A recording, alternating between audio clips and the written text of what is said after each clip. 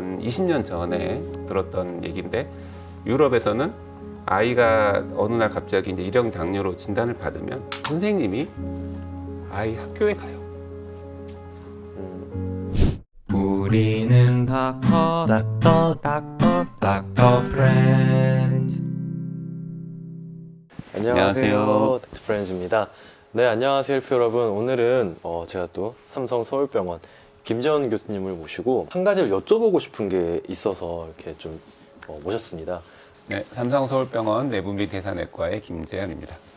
반갑습니다. 네. 제가 예전에 그런 좀 질문을 받은 적이 있어요. 우리나라는 그러니까 인슐린을 투약하는 당뇨병 환자분들이 갈 곳이 정말 없다. 이런 말을 들었는데 좀 약간 좀 굉장히 놀랐거든요. 그래서 왜 이렇게 환자분들이 느끼고 있는지, 실제 현장에서도 이렇게 좀 슬픈 일들이 일어나는지 좀 여쭙고 싶어가지고요. 예, 국내에서는 좀 정말 갈 데가 없긴 합니다. 제 생각에. 아, 진짜로요? 국내에서는 그런 분들을 보는 클리닉이 계속 지속적으로 메인테넌스가 되게 제가 시스템을 만들어 드려야 되는데, 인슐린 치료하시는 분들을 많이 보면 볼수록 병원에서 싫어하는 지금 시스템이니까 몰리고 있는 상황이어서 안타깝습니다. 비유로 드리면 한 분을 제대로 케어를 잘 해드리려면 훨씬 많은 시간이 드는데, 그렇게 하는 것보다는 간단하게 보실 수 있는 분을 많이 보는 이런 거를 대부분의 병원이 원하거든요. 그리고 개인 클리닉에서 이런 복잡한 거를 다 가르치려고 그러면 전문 영양사 선생님, 간호사 선생님, 그 다음에 의료기기 이거 다루실 수 있는 분 이런 거 다 뽑아서 둬야 되는데, 뭐 따로 뭐 수가도 없으니까 봉급을 줄 수도 없고, 큰 병원에서도 이런 분을 볼 수 있게 국가에서 자꾸 강제성이 도려 들어가야 되는데, 보지 말라는 식으로 지금 반대로 강제성이 들어가고 있거든요. 4대 중증 질환이라고 그래서 좀 더 위험하거나 국가가 좀 더 책임지고 관리해야 되는 질환들을 큰 병원에서 주로 진료를 하고, 유병률이 흔하고 누구나 관리하실 수 있고 이런 분들은 1차 병원으로 주로 이제 보내는 이런 시스템이 아주 바람직한 방향으로 되고 있다고 생각합니다. 근데 지금 당뇨병을 통으로 묶어서 약간 1차 의원에서 봐야 되는 질환처럼 되어 있고, 몇 년 전에 이제 학회 차원에서 인슐린을 맞는 분은 그거하고 상관없는 정도로 뺐거든요. 중증 질환, 다빈도 질환, 그다음에 그거 아무 상관없는 질환, 이렇게 지금 세 개로 나눠지실 수 있는데, 지금 인슐린을 맞는 분들은 이제 가운데 정도에 있는 거죠. 근데 큰 병원에서도 점점 중증 질환을 자꾸 진료를 해라, 이렇게 나라에서도 유도하고 있고. 그럼 가운데 있는 분들이 점점 밀리겠네요. 오히려 그렇죠, 중증 질환에 비해서. 그렇죠. 인슐린 맞는 분들이 지금 향하는 현재 그런 상황이고요. 그렇다고 이걸 개원가에서 보려고 하시는 것도 아니고, 본데 또 케어가 잘 되지도 않고, 큰 병원에서도 이제 이거 보려고 그러면 돈은 많이 들고 중증만 들어가도 그나마 좀 어떻게 유지를 할 수 있는데, 그게 안 되니까 저희도 사람 뽑아가지고 겨우 막 연구비로 버티는데 그게 어려워지는 상황이 되고, 밑에 저도 새로 스태프들을 뽑으면 이런 걸 좀 해보라고 얘기하기가 굉장히 미안하게 되고, 은퇴하신 분 이후로 사람을 또 못 뽑게 되고, 저 아시지만 뭐 임상 강사 이제 뭐 지원을 안 하고 있고 이어지는 것 같습니다. 다. 이게 말씀하신 중증 질환에는 이제 간 기능 부전이라든지 네. 콩팥 기능 부전 이런 것들이 이제 들어가 있잖아요. 예, 그렇죠. 근데 인슐린을 정말 다회 투약해야 되는 환자분들 같은 경우에는 저희들이 쇄도 부전이라고 그렇죠. 이야기를 하잖아요. 이게 우리 췌장에 있는 인슐린을 만들어내는 세포가 있는데, 그 세포들이 정말 이제 기능을 못하게 돼서, 그래서 부전에 빠졌기 때문에 인슐린 다회 투약이 필요하고, 이런 분들은 뭐 간 부전, 심부전과 마찬가지로 적절한 매니지를 해주지 않으면은 정말 사망에 이를 수도 있는 상황인데, 그렇게 잘 조절하면은 뭐든지 할 수 있는 분들이지만 잘 또 매니지가 안 되면은 굉장히 좀 크리티컬할 수 있는 분들인데, 중증 질환이 좀 빠졌다는 게 좀 안타깝네요. 우창현 선생님이 쇄도 부전 얘기를 꺼내주셔서 조금 부전의 얘기를 저희가 한번 했으면 합니다. 영어로는 failure라는 표현을 많이 쓰잖아요. failure. 네네. 신부전, 간 부전, renal failure, liver failure. 네. 간 부전, 신부전은 진짜 귀에 쏙쏙 와닿는 것 같아요. 맞아요. 너무 흔하게 이제 흔하게 얘기를 들었으니까. 우리가 들었으니까. 네. 사실 내분비 하시는 선생님은 베타셀 페일리어 그러면 또 굉장히 흔하게 그쵸. 듣는 말이죠. 네. 다 아는 말인데, 쇄도 부전 그렇게 말하면 이렇게 생각하시잖아요. 이제 우리도 신속하게 얘기를 하고, 이게 그만큼 따로 관리해야 되고 나라가 투자해야 되고 이 부분으로 만들어야 되겠다라는 생각이 진짜 들고요. 지금 조절이 잘 안 되면 이게 다 10년 뒤에 국가의 부담으로 돌아오잖아요. 와, 그쵸. 굉장히 또 다양한 합병증들이 생겨버리니까.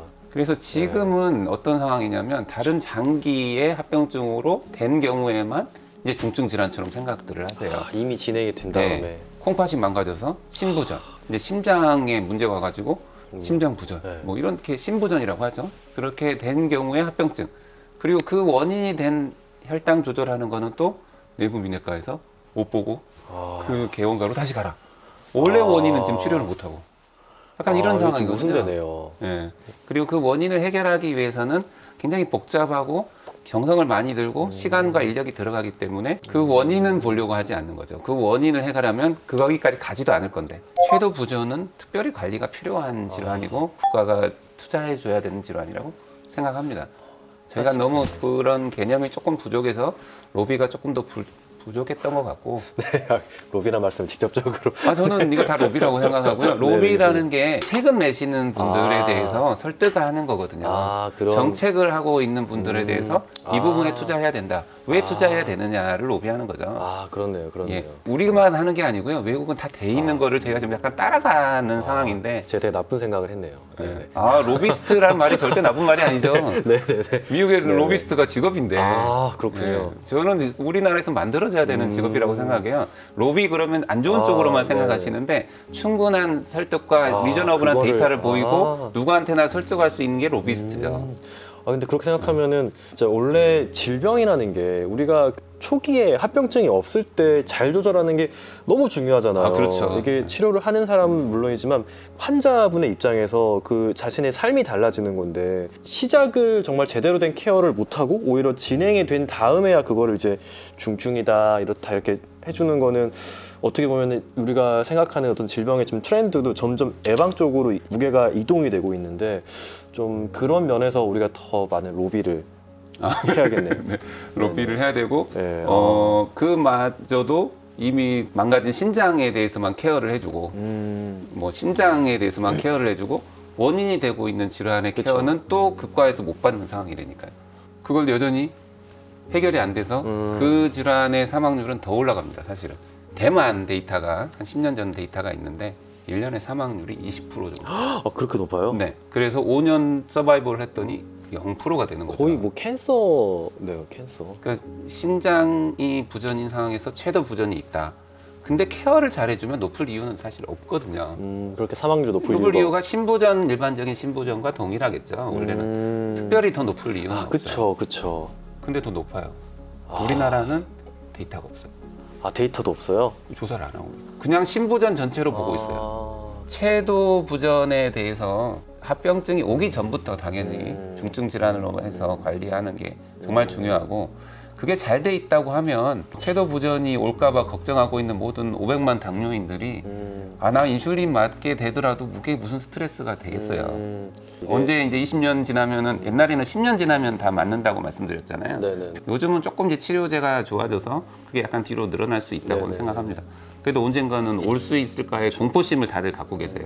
되게 평균 수명도 사실 점점 늘어났죠. 늘어나고 있어가지고요. 그렇게 되면은 췌장의 기능을 좀 다 쓰는 환자분들도 점점 시간이 지날수록 많아질 텐데, 그렇죠. 네, 그분들이 내가 이렇게 되면은 이제 앞으로 어떤 치료를 어디에서 받게 되겠다라는 거에 대한 확실한 그런 이렇게 좀 그림이 그려져 있으면은 말씀하신 대로 좀 덜 불안한데 그렇게 됐을 때 내가 정말 잘 케어 받을 수 있는, 잘 교육 받을 수 있는 병원이 현재 좀 없는 거잖아요. 약간. 그렇죠. 밀려나고 있죠. 도리어 네. 잘 그나마 하고 있던 병원도 너 자꾸 왜 그거 하냐고 압력받는 상황이 되니까. 슬프네요. 이게 그렇게 된다는 게 제가 너무 은퇴하고 슬프네요. 나면은 네. 그 다음에 이어질 거라고 생각이 안 드는 거죠. 저는 이제 뭐 어떻게든 버티더라도 네네네. 잘 보시면 저희는 인슐린을 안 맞을 거라고 상상하실지 모르시지만 저희가 쓰는 기관은 나이 들수록 다 당연히 나빠지는 거잖아요. 그쵸. 노화라는 게. 노화라는 게 네. 일단 나빠지는데 당뇨가 되고 나면 내가 더 많이 써야 되니까 더 급격하게 나빠지잖아요. 맞아요. 네. 당연한 거고. 네. 40대에 당뇨가 왔는데 지금 80, 뭐 90 다 이렇게 사시거든요. 그래서 우리나라도 지금 70대인 분들이 일형이 제일 많으세요. 새로 네. 일형이라고 등록되시는 분이. 췌도 부전이 되셔가지고 그렇죠. 이제 진짜 섀도 부전이 되신 분이 70대가 제일 많아요. 매년 새로 되시는 분이. 그래도 70대여도 요새는 정말 잘 오, 관리하시면은 정말 괜찮은데 그분들이 정말 막막하겠네요. 그렇죠. 그리고 대충 하는 치료를 자꾸 권장하는 거죠. 하루에 한 번만으로 막 불편하게 버티고 계시고.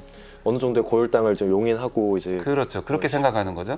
근데 80이 됐을 때 라이프 퀄리티가 이제 달라지잖아요. 그쵸. 사실 그때부터 또 10년, 20년 사시니까. 그렇죠. 아. 그때 이제 더 불편하게 사느냐, 그때도 건강하게 사느냐를 70대 때 어떻게 치료받느냐로 결정되는 문제인데 그냥 투지폰 쓰세요 뭐 이러면서 스마트폰은 안 가르쳐 주려고 하고 80대 때 스마트폰 배우기는 더 어렵죠. 그쵸. 저희가 이야기했던 것들이 좀 선행이 되면은 그분들도 더 잘 치료받고 더 건강할 수 있겠다라는 생각이 좀 드네요. 거기에 뭐 지금 40대, 50대에 이제 약을 네네. 먹고 계신 분들도 부모님을 보면 인슐린을 맞는데 정말 조절이 안 되는 것 같고 나는 저렇게 되면 어떡하지 이런 공포 네.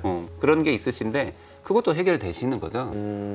사실은 그게 약간 가족력으로 보면 많이 모여 계시거든요. 그런 케어가 잘 된다 그러면 가족력으로 뭐 운동선수 가족력을 물려받으시는 분도 있고 가족력으로 당뇨병을 물려받으신 분도 있을 수 있는데 네네. 그게 무슨 핸디캡이 될 것이며 그분들이 또 일상생활과 좋은 일을 많이 하실 수 있게 시스템을 만들면 되는 건데 네네네. 참. 이 얘기 들으시는 분 중에 가족 중에 당뇨 있으신 분도 꽤 많으실 거예요. 아, 그쵸. 당뇨병 관심 굉장히 많으세요. 워낙에 요새는 당뇨병 전 단계이신 분들도 너무 많고 그래서 관심이 정말 많아요, 사람들이. 그리고 다들 언젠가 또 시간이 지나면은 말씀하신 대로 정말 약을 먹다가 인슐린을 맞게 될 수 있는 경우들이 뭐 저희 주변에도 다 항상 있으니까 말씀하신 거에 쇄도부전이라는 것도 우리가 좀 이렇게 알면 좋겠고 그렇게 우리가 만약에 안 좋아졌을 때 좀 사회적으로 안전망처럼 그런 치료나 교육이 잘 돼 있으면은 훨씬 안심하고 뭔가 내가 치료도 받고 그러면 다른 거에서 집중할 수 있을 것 같아요. 예, 예를 하나 드려드리면 제가 한 20년 전에 들었던 얘기인데 유럽에서는 아이가 어느 날 갑자기 이제 일형 당뇨로 진단을 받으면 선생님이 아이 학교에 가요. 선생님이 아예 학교에 가요? 예, 의사 선생님이. 아, 의사 선생님이? 선생님 학교에 계시니까 예. 학교에 출근을 안 하시는 선생님이신가? 학교에 갈 의사 수 있게 선생님이? 예. 시스템이 돼 있어요. 아, 의사가 학교에 갈 수 있게 돼 있어요? 예, 시스템에 가서 오. 그 반 아이와 선생님을 위해서 일형 당뇨에 대해서 가르쳐요. 이번에 선생님은 그 학교 선생님을 그렇죠, 위해서 그렇죠. 아셔야 되니까. 아. 그리고 아니면 이제 학교에 계시는 보건교사 선생님이 있죠. 네네네. 그거 굉장히 전문가 수준이셔서 네네. 그걸 대신하거나 그게 의료 시스템에 하라고 돼 있어요. 아, 그렇게 하게요? 그게 20년 전에 와. 제가 그 환자 단체 열심히 활동을 하면서 본 게 자기는 거기 가서 이제 아이가 걸렸는데 우리나라 분이 가서 걸렸는데 그렇게 해주더라. 오. 20년 전에. 되게 감동. 우리나라에서는 되게 예, 우리나라에서는 이게 그래도 이제 뭐 학교 가시면 어떻게 하세요라고 네. 이제 이런 걸 만들어서 네네네. 제가 알기로 소아내분비 학회에서 릴리스도 하고 네네. 커뮤니티에서 이거 보내시면 돼요.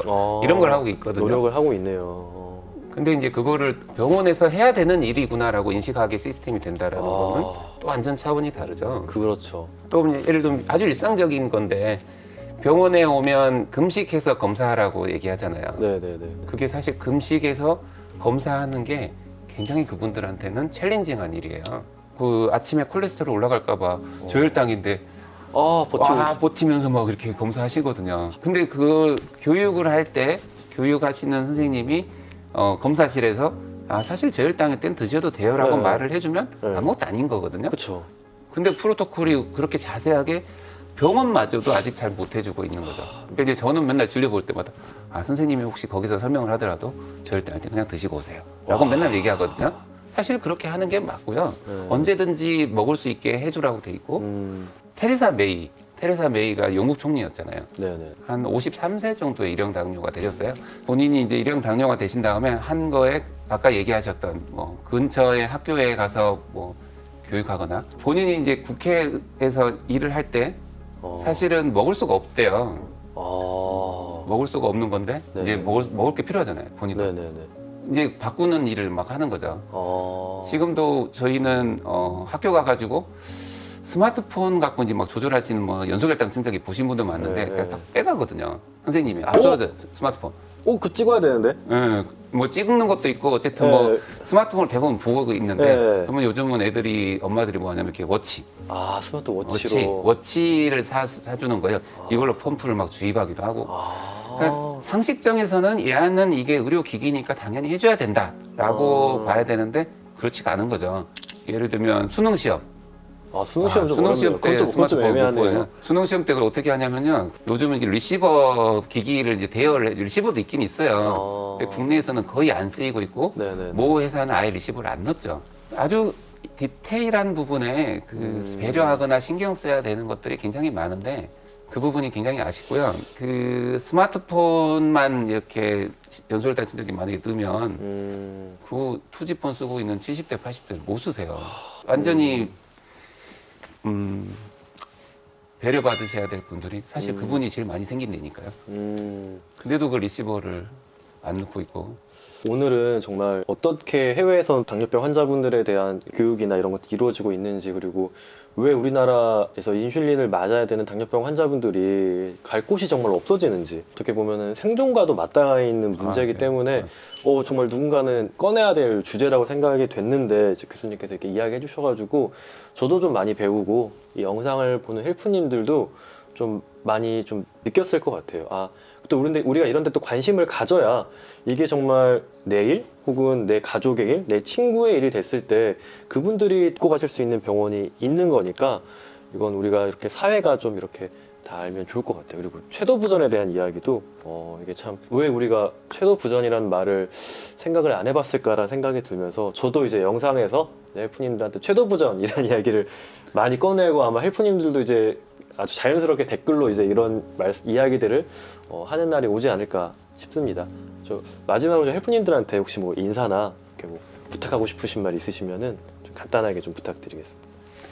우리 헬프님들이 부전이란 말 처음 들어보셨을 것 같은데 인생은 제 생각에 처음에 타고났던 것을 가지고 잘 오랜 기간 쓰는 거잖아요. 근데 어떤 부분은 나는 이 부분이 조금 빨리 망가질 수 있고 뭐 어느 날 갑자기 불편해질 수 있고 장애라고 하는 게 선천적으로 타고나는 건 절대 아니고요. 나이 들어서는 2명 중에 1명까지는 어느 부분에 장애가 생기는 경우가 대부분입니다. 그리고 없이 끝까지 20대 신체로 편하게 돌아가실 수 있는 거는 누구나 바라는 거겠죠.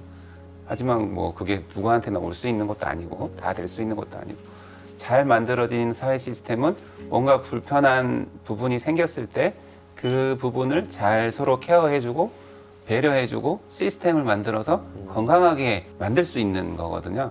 오늘의 주제가 그 중에서 일부 궤도라고 하는 부분이 완전히 망가졌을 때 또는 망가져가고 있는 인생을 너무 막 불안해하면서 스트레스 받고 계시는 분들한테 이제 우리나라는 그렇게 되더라도 잘 돼 있는 시스템을 우리가 만들 수 있다.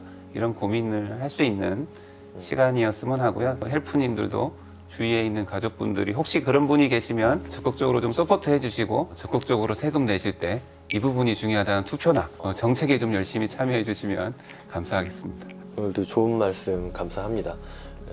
저희 이런 영상이 도움이 되셨다면 구독과 좋아요 부탁드리고요. 다음번엔 더 좋은 영상으로 돌아오도록 하겠습니다. 네, 감사합니다. 감사합니다.